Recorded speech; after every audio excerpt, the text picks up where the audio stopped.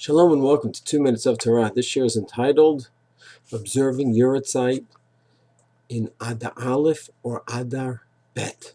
Question comes up, relative passes away in a regular year during Adar, and then the following year or in subsequent years, there are 2 Adars. When should one observe the Yohrzeit? Now the first question is, how does one observe Yohrzeit? In the Shulchan Aruch, in many places throughout the Shulchan Aruch, it talks about how to observe Yohrzeit, not like what we do today. It writes that one fasts.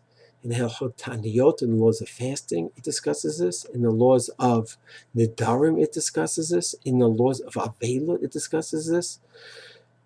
Several times, maybe more than any other halach in the Shulchan Aruch, it is spread out throughout Shulchan Aruch that what they used to do back in the day in the Shulchan Aruch times was fast on the Yohrzeit, which sounds like a very appropriate thing to do.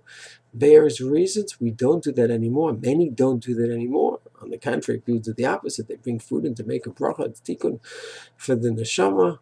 That's something to explore. But for now, the Shulchan Aruch, when he discusses Yohrzeit, his language is fasting on the Yohrzeit.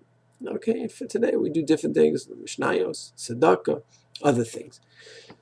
So now, when does the Shulchan Aruch say to fast? When there's a double Adar. So the Shulchan Aruch writes in the second month, which probably would be an intuitive answer for most people, because that's when we observe Purim. The Adar number 2, that's the real Adar, so to speak.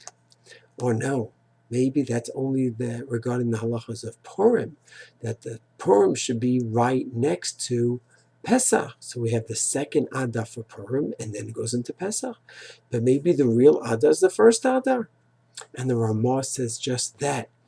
In the laws of availut, he writes that it should be in the first month, and the laws of Taniyot as well, says it should be in the first month. But he does write that there are those that are machmir to fast both days in the 2 Adar Aleph and Adar Bet. So if it's the 6th of Adar, then it should be the 6th of Adar, Adar Aleph, 6th of Adar, Adar Bet, both those days.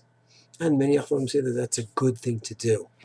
Now that we don't fast and we observe the Yohrzeit in other ways, so Sfardim would follow the Shulchan Aruch and go by the second Adar.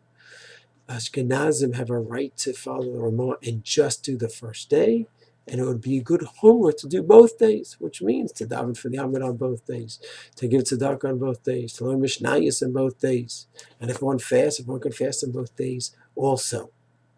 So those are the 3 shitot. Shulchan Aruch says second day, Ramah says Meker Hadin the first day, and he says it's a good homework to do both days. And when it's a shayla, of course, should ask their Rav. Shalom.